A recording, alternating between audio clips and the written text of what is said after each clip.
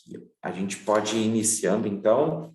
Nós vamos ter essa aula expositiva, né, com uma pesquisadora aqui do INSER, uma pós-doc, que é a Gabriele, depois ela se apresenta. Eu vou já compartilhar aqui para deixar prontinho para ela a apresentação. Deixa assim.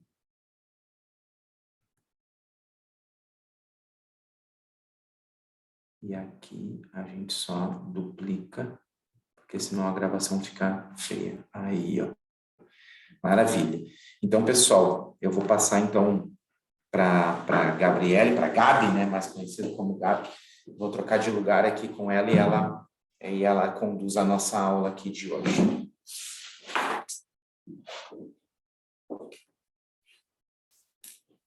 Oi, pessoal, prazer. Então, como o Daniel falou, né, eu sou pós-doc aqui no INSER, trabalho no laboratório de neurociências aqui, então, já faz um tempo, né, que eu trabalho nessa área, fiz iniciação científica, fiz mestrado, doutorado e agora estou no pós-doc, então. E hoje eu vou falar para vocês, então, um pouquinho sobre neurogênese e terapia celular no tratamento da epilepsia. Tá? Esse é um assunto que eu gosto muito, porque é um assunto que eu trabalho, então, diariamente, né? Então, vamos lá.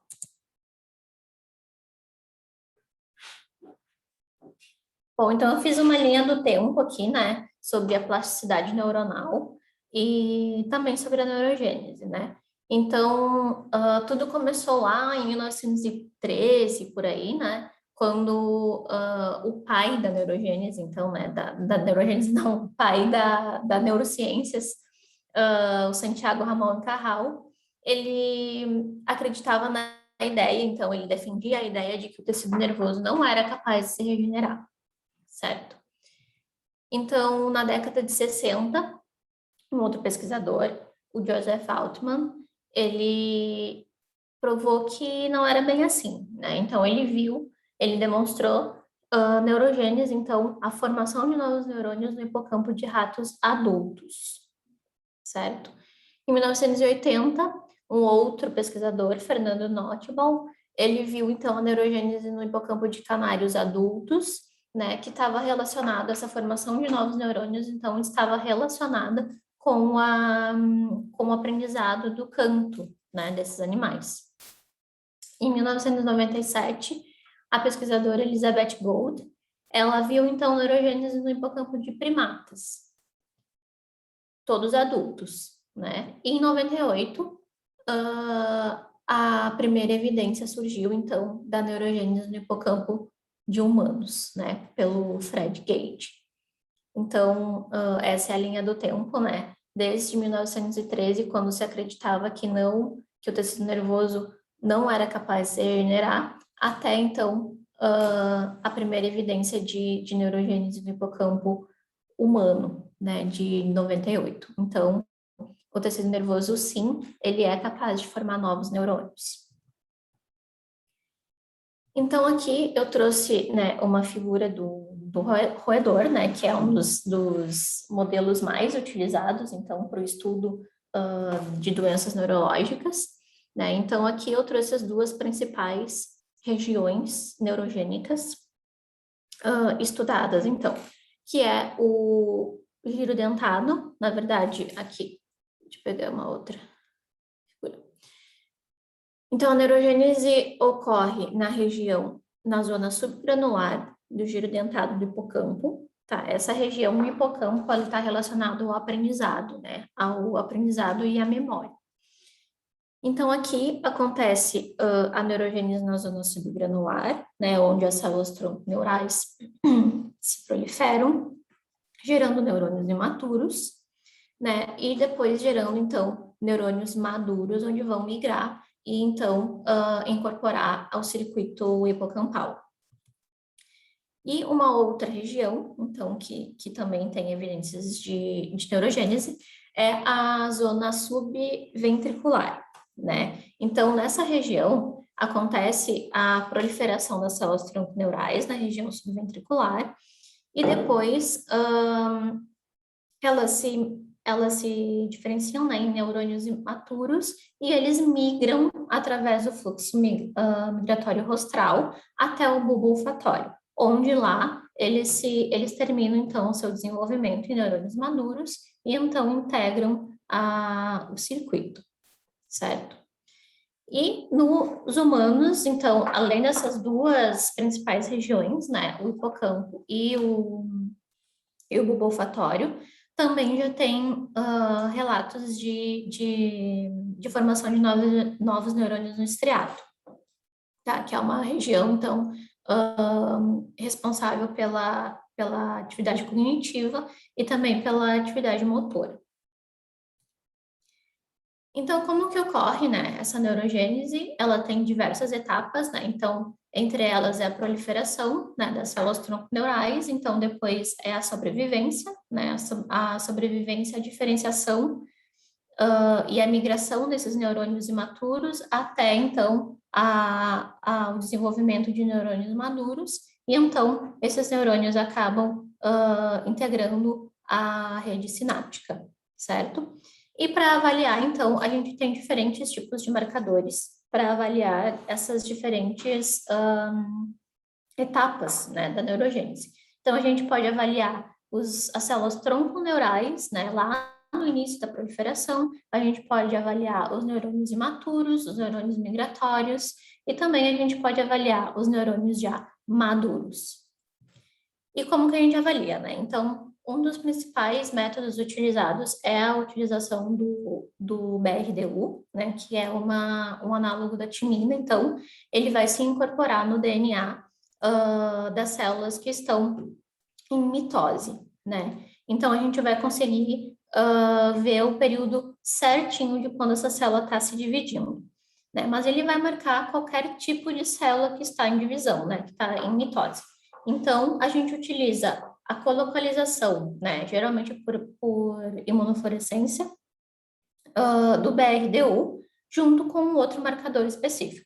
Então, para ter certeza que aquele marcador, aquela célula que está se dividindo, que marcou o BRDU, é um neurônio, então a gente vai marcar o BRDU com um marcador de neurônio, ou um marcador de astrócito, e assim vai, né, para ter certeza que é um neurônio em divisão.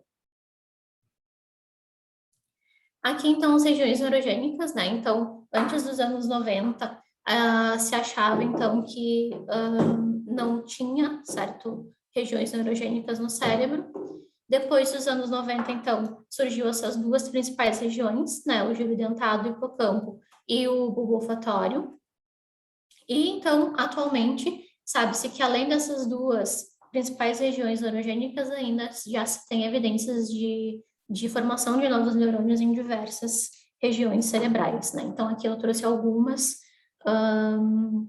que já temos evidências, né? Então, neocórtex, estriado, amígdala, córtex piriforme, hipotálamo, entre outras.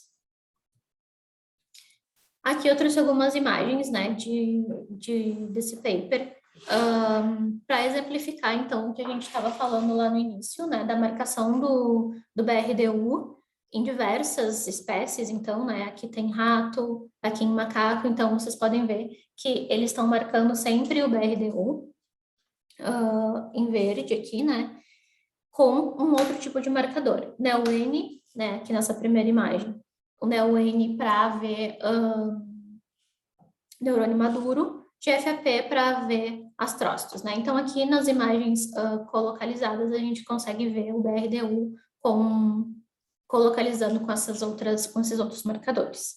Né? Então, aqui em macaco também mostrando o marcador de neurônio maduro, aqui em humano, né, mostrando o marcador de neurônio aqui, e o marcador de astrócito, e depois colocalizado com o BRDU. Então, é uma formação de novos neurônios, é uma formação de novos astrócitos, certo? Então, a neurogênese, hipocampal, ela possui um importante papel em algumas doenças neurológicas, né? Então, essa neurogênese endógena, ela nada mais é do que uma adaptação em resposta a mudanças ambientais e ela tem um potencial de reparar a rede neuronal que sofrem essas lesões, né, ou essas doenças.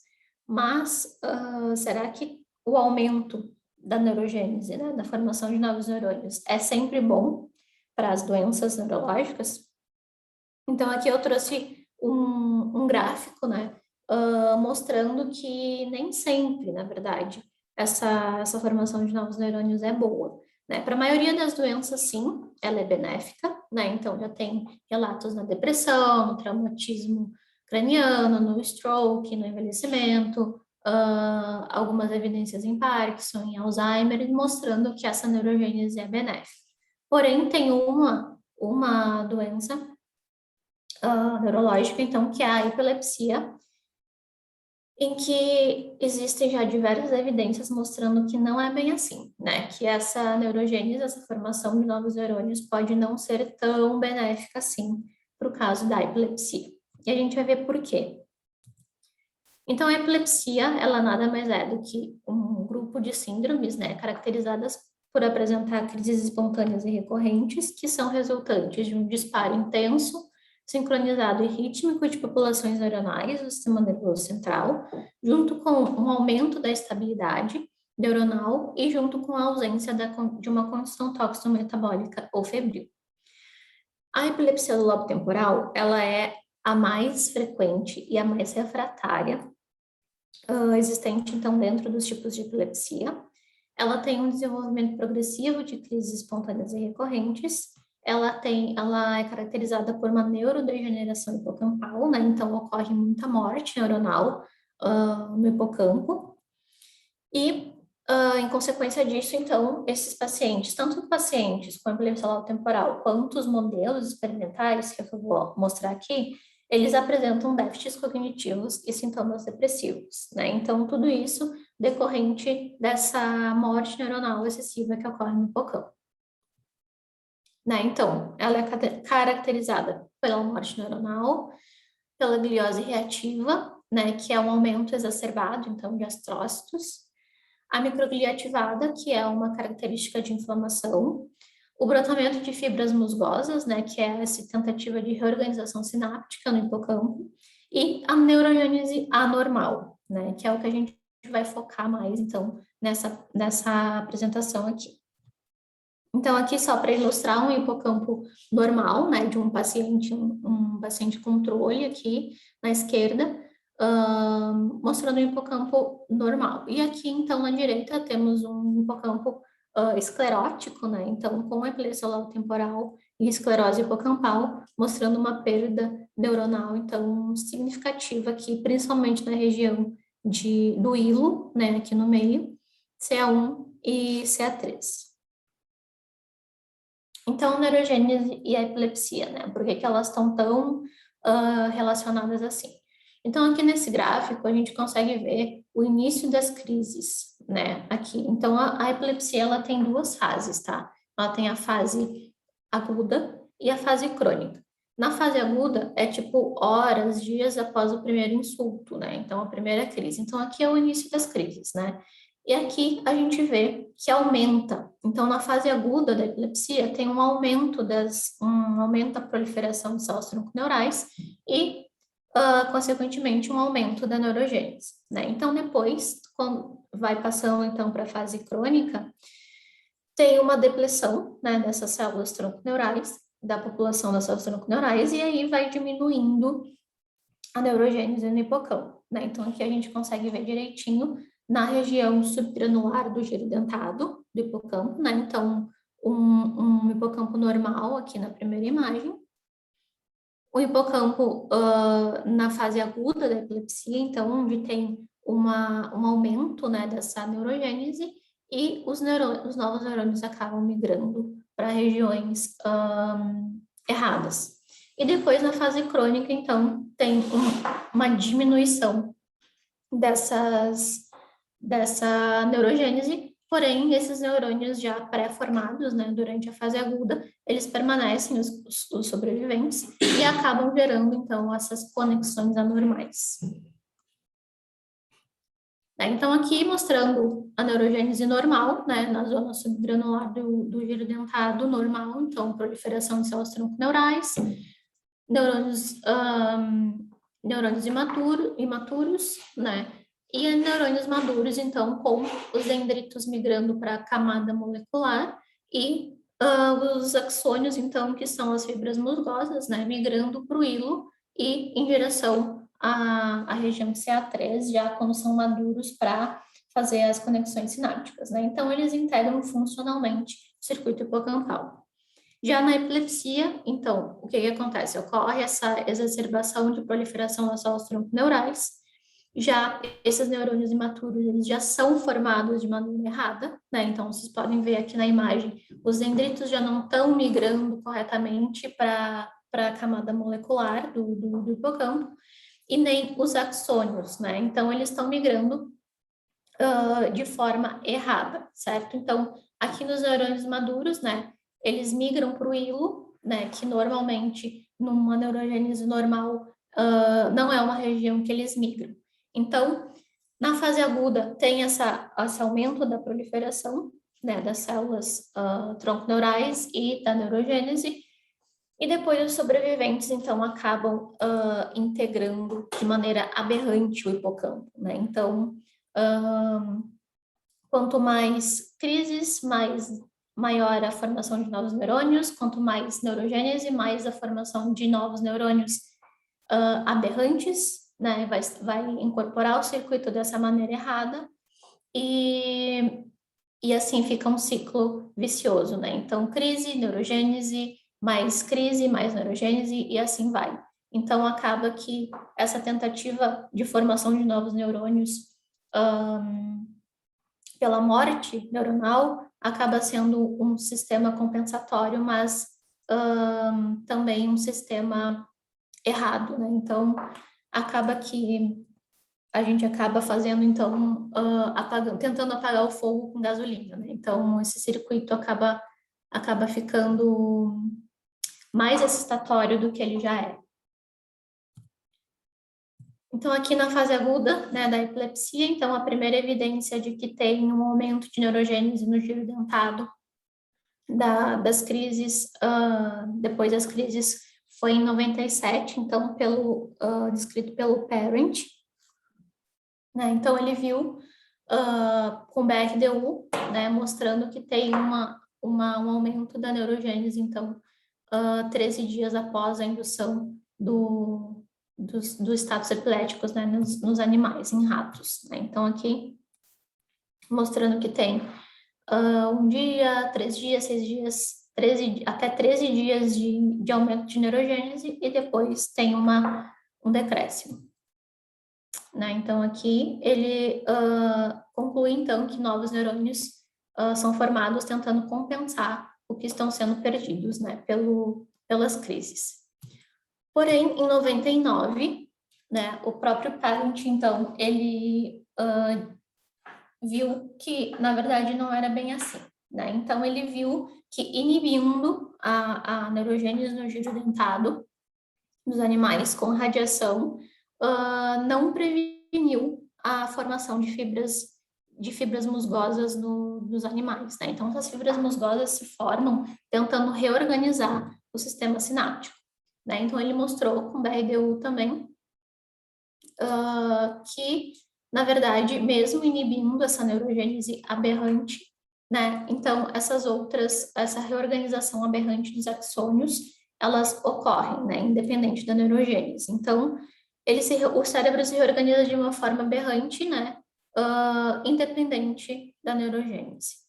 Então, foi aquilo que que eu falei anteriormente, né? Então, ele viu que, na verdade, essa neurogênese ocorre na fase aguda, mas mesmo ela sendo inibida depois, as consequências ficam, né? Então, esses novos neurônios formados, eles são neurônios já aberrantes, né? Que vão migrar de forma aberrante e que vão se integrar no sistema de uma forma anormal e vai atrapalhar, então, todo o circuito.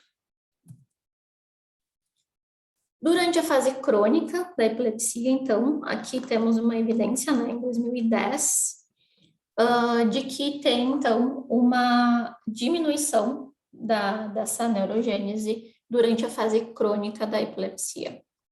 Né? Então, aqui também mostrando com BRDU, né, aqui BRDU na imunofluorescência é melhor de ver, né, o N, então, para marcar neurônio maduro, né, e aqui mostrando, então, o BRDU marcado, colocalizado, né.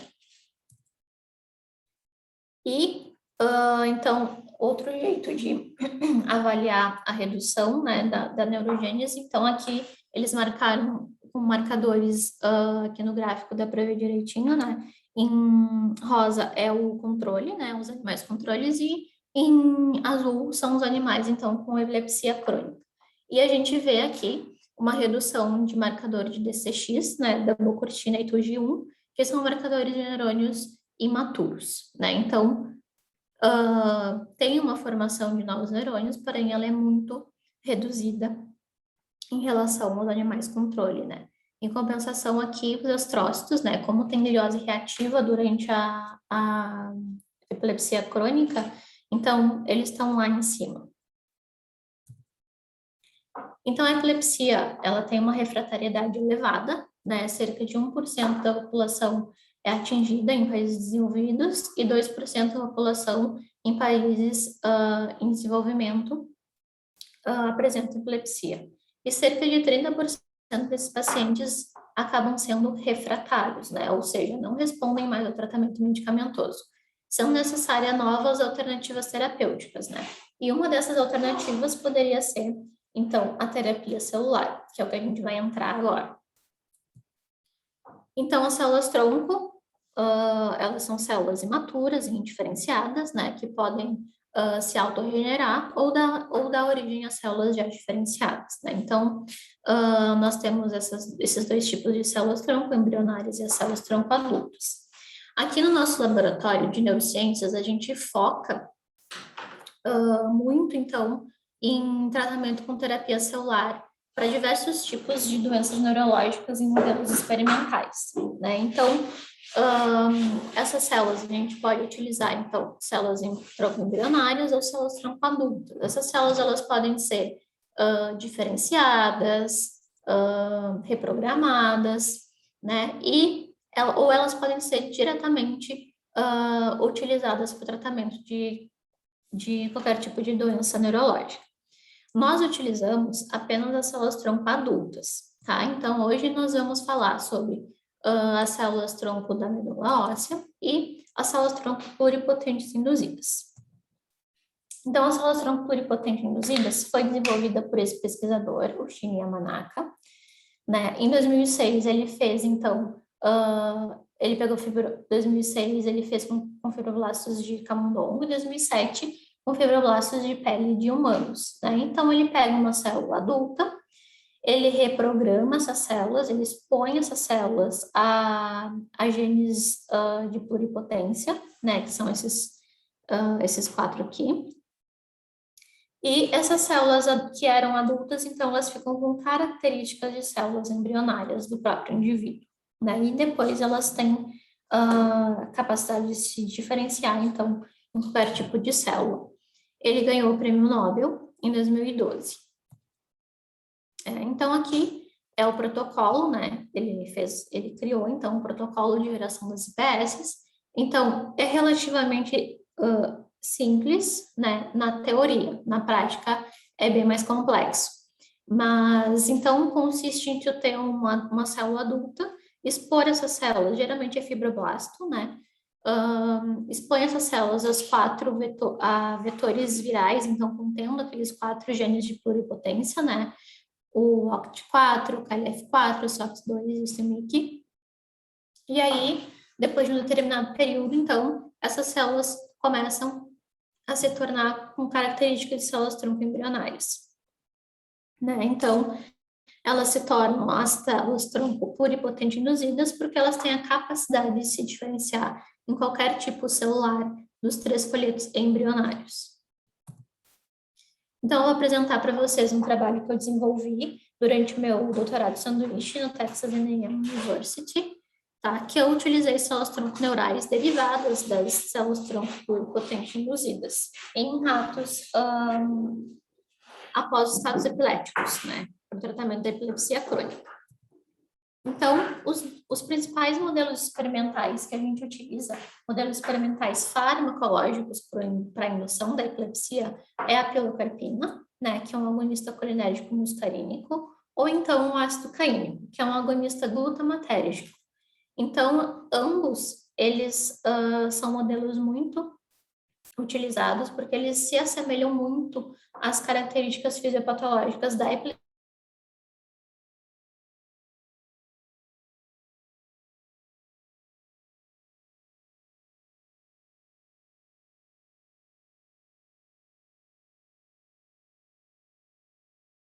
Fase crônica, que é quando os animais estão realmente, de fato, epiléticos, porque eles apresentam crises espontâneas e recorrentes. E a gente utiliza a escala de Racine, então, que é uma escala já super padronizada para avaliar as crises desses animais, né? Então, a gente, quando os animais chegam no nível 5 da escala de Racine, durante um status, a gente considera, então, um critério de inclusão. E se tu vai trabalhar com a epilepsia crônica, né, com a fase crônica, eles precisam apresentar as crises espontâneas recorrentes após o período latente. Então, as células tronco neurais derivadas das IPS, né, elas podem dar origem, então, aos 3 tipos celulares do sistema nervoso, né, os neurônios, astrócitos e oligodendrócitos. E a gente fez, então, o transplante, né, em animais após 7 dias após o status epiléticos, né, a indução do modelo de epilepsia. Nós fizemos, então, o transplante intra-hipocampal, né, então, pelas coordenadas do estereotáxico, né, para achar as regiões. Foi injetado, então, cerca de 100.000 células por região, em 3 diferentes regiões em cada hipocampo, né, bilateral. Então, a gente viu que esse transplante reduziu as crises nos animais, né? Teve uma melhora da memória e da cognição, né? Nos testes para avaliar a memória desses animais. Então, esse transplante foi benéfico. Além disso, também para o comportamento depressivo, a gente viu que essas células conseguiram, então, reverter, né, esse comportamento depressivo que a epilepsia causa nesses animais. Aqui, para demonstrar a sobrevivência, então, das células transplantadas no hipocampo dos animais, teve uma excelente sobrevivência, né, principalmente na região de CA3. Aqui na diferenciação, então, essas células transplantadas dos animais, elas se diferenciaram, essas células neurais se diferenciaram principalmente em neurônios, né, que era o que a gente esperava. Então, aqui em verde, marcado com HNA, que é um marcador de núcleo humano, né, essas células eram humanas. NEO-N para marcar neurônio maduro. E aqui, então, a colocalização, né, da célula do núcleo humano com o NEO-N para mostrar que eram essas células transplantadas, né, que estavam se diferenciando em neurônios. Aqui na segunda imagem, a gente tem a marcação de GABA, né? Então, cerca de 12% desses neurônios eram neurônios GABAérgicos, né? Cerca de 16%, então, aqui na terceira imagem, se diferenciaram em astrócitos, poucos se diferenciaram em oligodendrócitos, marcado aqui com NG2, e poucos também demonstraram proliferação celular, né, que é bom. Então, aqui a gente analisou a neurogênese também nesses animais, né? Então, como a gente sabe, que agora a gente já sabe que a neurogênese ela é aberrante, né, na epilepsia. Então, aqui a gente tem na primeira imagem um hipocampo normal, né, um hipocampo de rato saudável, mostrando aqui a região subgranular, né, com os neurônios, novos neurônios certinhos, marcado com double cortina, de forma correta, migrando. E aqui no segundo, então, a gente tem um hipocampo de um animal já com epilepsia, mostrando essa neurogênese aberrante, né? Então, uma diminuição drástica, né, da neurogênese aqui na região subgranular, que é essa GCL aqui, e mostrando essa migração aberrante aqui na região do hilo. Já com os animais tratados, então, a gente tem essa recuperação da neurogênese normal, né? E da migração também. Também tivemos a preservação de interneurônios, né? Então, interneurônios de parvalbumina e também neuropeptídeo Y no hipocampo. Além disso, normalizou, então, a gliose reativa, né, que é aquela exacerbação de astrócitos reativos, né, que ocorre na epilepsia. E aqui também normalizou a microglia ativada. A microglia ativada é uma característica de inflamação cerebral, né? Então, tem na epilepsia, né, a gente consegue ver essa morfologia ameboide aqui da microglia, né, em comparação ao grupo controle aqui em cima, e os animais transplantados, então, preservam, né, essa morfologia normalizada da microglia, né, então, com um corpo menor, com bastante ramificações. Agora, entrando em outro tipo celular que a gente trabalha muito aqui, é a célula-tronco da medula óssea, né? Então, essas células, a medula óssea, ela é uma fonte permanente de células-tronco adultas, né? E ela compõe, então, dois sistemas que são complementares, as células-tronco hematopoéticas e as células-tronco mesenquimais. Né? Então, a primeira evidência que a gente teve aqui no laboratório do efeito das células-tronco da medula óssea foi em 2010, né? Onde a gente viu que essas células, então, preveniu a reorganização hipocampal e as crises no modelo de epilepsia induzida por pilocarpina. Então, essas células, elas foram obtidas de camundongos IFP positivos, né, foram extraídos, então, os ossos longos desses animais, tíbia, húmero e fêmur. Né, essas células foram separadas, então, por gradiente de Ficol, foram contadas em câmara de Neubauer para avaliar a viabilidade celular, e foram feitas, então, alíquotas para o transplante desses animais. Né? Então, eles foram anestesiados e foi injetado 10 nas 7 células, né? Contendo, salina contendo 10 nas 7 células via veia da cauda desses animais. Então, aqui a gente viu que as células preveniu, então, teve um efeito protetor sobre a indução da LTP, né? Então, a LTP é um fortalecimento, é o potencial de longa duração, é um mecanismo celular relacionado à memória e ao aprendizado, né? Então, é como se fosse um fortalecimento da transmissão sináptica no hipocampo, né? Então, teve um efeito protetor, né, na indução da LTP. Também teve um aumento da densidade neuronal no hipocampo, né, principalmente na região de CA1 desses animais. Além disso, as células, então, também, os animais com transplante das células tiveram uma redução muito forte das crises, né, com o aumento do volume hipocampal, e também essas células de FP positivas, né, que são esses animais transgênicos, então eles têm uma proteína verde fluorescente que a gente consegue rastrear depois essas células transplantadas por imunofluorescência. Então, a gente conseguiu ver que essas células chegaram até os cérebros dos animais porém não expressaram, então, marcadores de astrócitos nem de neurônios, né? Foram encontradas até 120 dias após o transplante. Outra evidência, né, em 2012 a gente viu que essas células, então, elas reduziram a frequência de crise e também melhorou o desfecho cognitivo desses animais, epilepsia crônica, né? Então, aqui para mostrar que essas células foram encontradas até um mês após a administração, por PCR, aqui um gel, né? E diminuiu, então, a frequência das crises desses animais. Além disso, essas células também, esses animais apresentaram a reversão do déficit cognitivo, que é associado ao modelo da epilepsia. E, dando sequência, então, a gente viu que essas células diminuíram a incidência das crises, né, melhoraram a perda neuronal e modularam a produção de citocinas pró-inflamatórias. Então, aqui os animais foram divididos em 2 grupos, né? No grupo A, eles receberam células 22 dias após a indução da epilepsia, e no grupo B, eles receberam células 10 meses após um transplante tardio, né? 10 meses após a indução do status.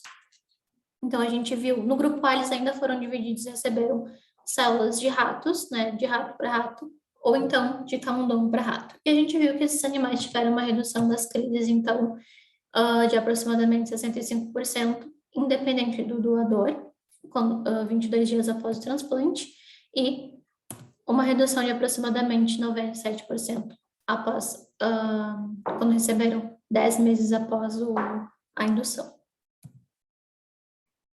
Aqui só para mostrar também que elas migraram até o hipocampo hipelético, né? Mas seguiram, então, não expressando marcadores neuronais.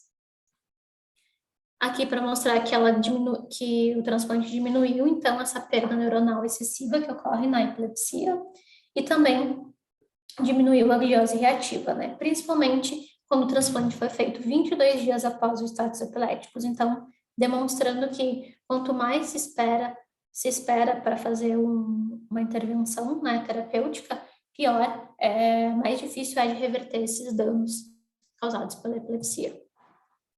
E aqui mostrando que teve, então, nos animais transplantados, uma maior proliferação, né, uma maior neurogênese, então, de neurônios, número de neurônios imaturos encontrado no hipocampo desses animais. E aqui mostrando que houve uma redução 13 e 45 dias após o transplante das células das citocinas pró-inflamatórias e um aumento da citocina anti-inflamatória IL-10, então, nos 2 grupos, né, que receberam o transplante precoce ou o transplante tardio. Dando sequência a essa linha de pesquisa, então, de mecanismo das células, né, então, esse trabalho aqui a gente fez mostrando, então, que o transplante das células foi capaz de modular a expressão de fatores de crescimento em animais com epilepsia crônica, né? Então, o hipocampo foi para análise da expressão gênica e o outro hipocampo foi para análise da expressão proteica. Então, aqui a gente viu 5 marcadores, né? 5 fatores tróficos, todos relacionados com a fisiopatologia da epilepsia. A gente viu que eles tiveram um aumento, principalmente 7 e 14 dias após o transplante, né? Então, o único que o BDNF, o MGF, GDNF e VGF, todos estavam relacionados, então, com algum tipo de benefício na epilepsia. E o TGF-beta, então, ele era o único que nós avaliamos que estava relacionado com a quebra da barreira hematocefálica, né? Então, e foi o único que nós vimos uma redução, então, da expressão nesses animais transplantados. Então, nosso grupo vem vendo, né, diversos benefícios, então, desse transplante das células tronco da medula, das células mononucleares da medula óssea. E esse transplante, então, ele pode ser realizado de forma autóloga, né, evitando, então, a rejeição do transplante. Também nós já demonstramos que o transplante intravenoso pode ser, foi caracterizado como eficiente no modelo experimental, né, que é um transplante, então, não invasivo, certo? E também é uma célula que nós não precisamos, então, expandir em cultura, né? Então, quanto menos manipulação das células para um transplante, melhor, né? Então, aqui no laboratório a gente sempre preza e visa a pesquisa translacional, né? Então, a partir de um cultivo celular, de modelos experimentais, né, para o desenvolvimento, para avaliação da fisiopatologia, de mecanismos de terapias, de novas terapias, a gente consegue, então, migrar, né, para um ensaio clínico, né? Então, aqui acontece muito essa característica, então, de troca bidirecional, né, entre a clínica e a pesquisa básica, né? Então, foi o que vem acontecendo aqui no laboratório com a epilepsia, né? Então, a partir da pesquisa básica, a gente constituiu um conhecimento sólido para que a gente pudesse, então, aplicar na clínica, né? Então, foi feito um estudo fase 1, estudo clínico fase 1, com epilepsia com pacientes, com epilepsia temporal mesial, né? E agora está sendo feito, então, o estudo fase 2/3. Então, esse é o estudo fase 1, estudo clínico fase 1, então, onde a gente viu que o transplante das células, então, era seguro, né, no transplante dos pacientes com epilepsia temporal. Então, a obtenção das células foi feita via punção da crista ilíaca posterior, né, com anestesia local, sempre visando uma quantidade de 60 ml. Essas células foram separadas, então, por gradiente de densidade. E bem ali naquele círculo ali vermelhinho, a gente tem a nossa fração das células mononucleares, né? Então, essa fração a gente aspira e a gente faz, então, a contagem, né, por câmara de Neubauer também, para avaliar a viabilidade celular. E depois são feitas alíquotas, então, de salina, contendo as células em 10 ml. Daí, esse transplante, então, é feito via catéter superseletivo, através da artéria vertebral dominante até a artéria cerebral posterior, que é responsável por irrigar o hipocampo lesionado, né? Então, esses pacientes, eles tinham a epilepsia do lobo temporal mesial unilateral, né? Então, a gente sabia qual era o hipocampo lesionado e ia com o catéter, então, até lá. E injetava, então, 10 ml, né, contendo as células suspensas em salina, durante 15 minutos. Então, foram 20 pacientes, né, com uma janela de quantidade celular que variou de 1,5 até 10 vezes 10 na 8 células. Todos esses pacientes foram feitos aqui na PUC, né, então esse trabalho foi feito para avaliar a factibilidade e a segurança desse tratamento. Teve a redução significativa das crises, então, aos 3 e 6 meses após o transplante das células. E, além disso, teve uma melhora do déficit cognitivo, né, que é associado à epilepsia, ao longo do tempo após o transplante. Então, agora está sendo feito o ensaio clínico fase 2, né, é um ensaio clínico, então, multicêntrico, que está sendo feito aqui na PUC, em parceria com a Federal do Paraná e a Unicamp, né, é um trabalho, um estudo randomizado com cruzamento de braços. Então, esse cruzamento de braço, são 2 grupos, né? Então, os pacientes, eles são randomizados nos 2 grupos de tratamento com células-tronco no tratamento otimizado. Nesse tratamento otimizado, os pacientes, eles são amparados, então, no ambulatório, né? E eles têm a sua medicação otimizada, né? A sua medicação ajustada durante 6 meses de acompanhamento. Depois de 6 meses, eles podem optar por trocar de grupo de tratamento, né? Então, se o ajuste, né, esse condicionamento, a melhora com o ajuste da medicação não surtiu efeito, eles podem optar por trocar o grupo, então, após 6 meses, para o tratamento com celastrol, e vice-versa. Né? Então, foram feitos 36 participantes, todos com epilepsia mesial temporal, refratária, né, ao tratamento medicamentoso. Então, são pacientes com esclerose hipocampal unilateral que são indicados à cirurgia da epilepsia. Aqui já foi padronizado, né, a infusão das células em 1 vezes 10 nas células injetadas, né, então foi feito está sendo feito, né, para avaliar o efeito terapêutico e os efeitos adversos, e além disso, a avaliação de marcadores inflamatórios, né, já partindo um pouco mais para o mecanismo dessas células no hipocampo humano. Então, aqui é o nosso grupo de pesquisa, né, orientado, então, pelo professor Jaderson. E muito obrigada, então, a todos pela atenção. Qualquer dúvida, estou à disposição e também tenho o meu e-mail aqui. Obrigada. Muito bem. Deixa eu ver aqui, né? Acho que Posso parar? para de compartilhar aqui. Aqui. Aí, ó. Muito bom, muito bem. Então, pessoal, deixa eu botar assim, ó, ficar do lado da doutora Gabriele aqui. Não sei se alguém quer comentar alguma coisa, alguma dúvida, alguma questão, uma pergunta. Fiquem à vontade, abusem da Gabi aí, que disponibilizou o tempo aí para conversar com a gente.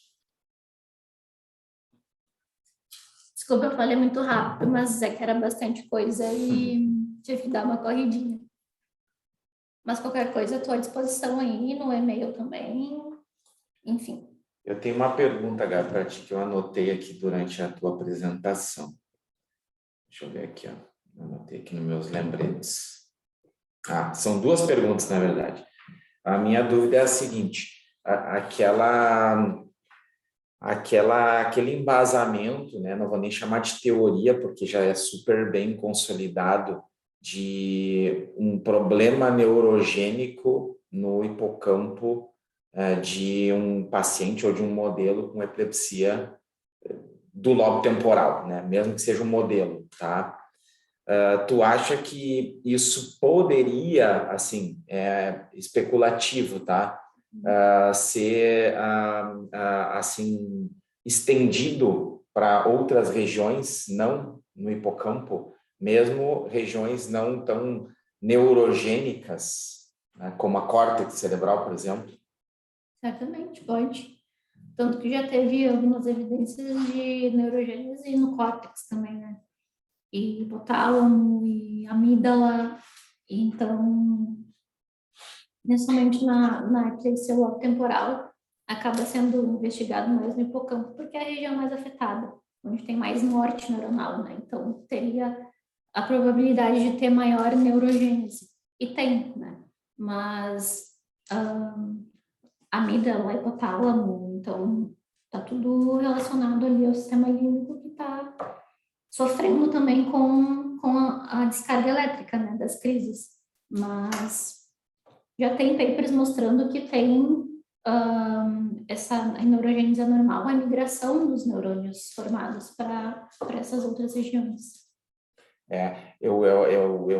Eu acho interessante porque dentro o pessoal já está assim bem saturado de eu falar displasia cortical, né? Mas dentro das displasias corticais, eu penso que aquela área específica afetada, né? Onde assim a aparência tecidual, a ressonância magnética é bem sugestiva a uma área muito distinta, né? Com neurônios aberrantes, neurônios dismórficos, neurônios maiores do que os convencionais e falha de laminação. Eu penso que ela pode também sofrer no período pós-crise, assim como o hipocampo sofre. E por isso que eu imagino que retirando essa região doente, do córtex de um paciente com displasia cortical, aquele tecido adjacente, próximo àquela área de lesão, ele pode manter uma certa assinatura de comportamento e quando o paciente começa a convulsionar de novo, o possível rearranjo anormal pode ser prejudicial, assim como no hipocampo do paciente, né?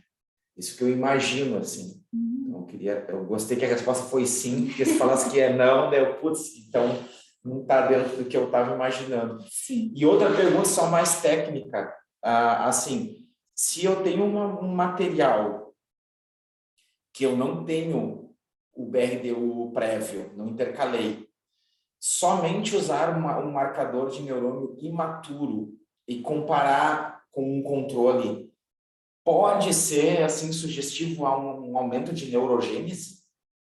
Pode. Os artigos descrevem que sim, até eles botam, tem uns artigos que colocam a dabocortina como um marcador de neurogênese endógena. Uhum. Então, quando tem DCX nos artigos, eles descrevem como neurogênese, formação de novos neurônios. Já está super bem descrito. Porque, claro, poderia, assim, dentro da teoria de refutabilidade, assim, poderia dizer, mas eu não sei, porque pode ser que esse cérebro doente tenha um maior número de células com dublecortina positiva, mas não necessariamente faz mais neurogênese, né? E se um revisor falar isso, tu não tem o que fazer. Mas é sugestiva a neurogênese. Então. Já é aceito e já está super publicado. Mas, claro, o BRDU é o BRDU. Né? Sim, vai marcar, não tem erro, né? Vai marcar a célula de visão, né? Então, mas o dabocortina, eu sei que é o mais descrito na literatura como marcador de neurogênese endógena. Também o PSA-NCAM e o TUG1, mais ou menos, mas o dabocortina já está super descrito como neurogênese. O pessoal lá do Texas usa direto o dabocortina como marcador de neurogênese. De neurogênese, mesmo sem ter BRDU. Mesmo.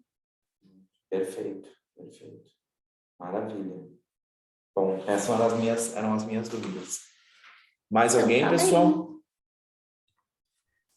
Olá, Gabriela, parabéns pela apresentação. Obrigada. Eu gostei bastante, inclusive, né? Eu recordei alguns conceitos das aulas e também da aula passada, que eu fiz uma apresentação sobre esse tema.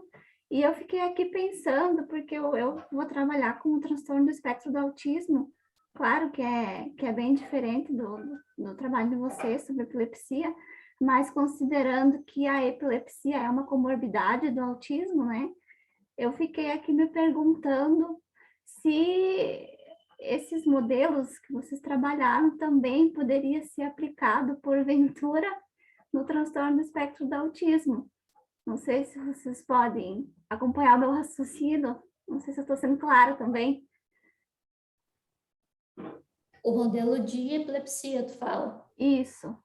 Eu acho que o que a Jéssica quer dizer, assim, se existem, por exemplo, testes comportamentais no modelo de epilepsia do lobo temporal, por exemplo, que poderiam se relacionar com o autismo, sabe? Assim como vocês veem assim, esse aqui é memória, esse aqui é, sei lá, uma coisa mais espacial, se tem alguma coisa nesse sentido, se tu sabe. Tem alguns testes para avaliar mais a cognição dos pacientes, não, dos ratos, do que a memória. Eu não sei sobre o autismo, não sei nem quais são os testes aplicados para autismo, né? Nem na clínica, nem no experimental. Então, eu não sei se serviria para ti. Por exemplo, a gente sabe que a depressão é uma comorbidade da epilepsia. Então, a gente aplica testes para avaliar o comportamento depressivo dos animais epiléticos.